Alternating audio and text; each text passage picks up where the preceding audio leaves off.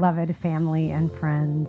We gather here today in the presence of God, surrounded by love, to witness and honor the blessed union of Kelly and Garrett. This is more than a celebration. It is a recognition of something sacred already alive between the two of them. There are moments in life that feel guided, that feel held by something greater than ourselves. And this is one of those moments. May what is joined here today be held in reverence, protected, guided, and sustained by something greater than either of you alone, and by the power vested in me by the state of California or Texas. I now pronounce you husband and wife. And Garrett, you may kiss your bride.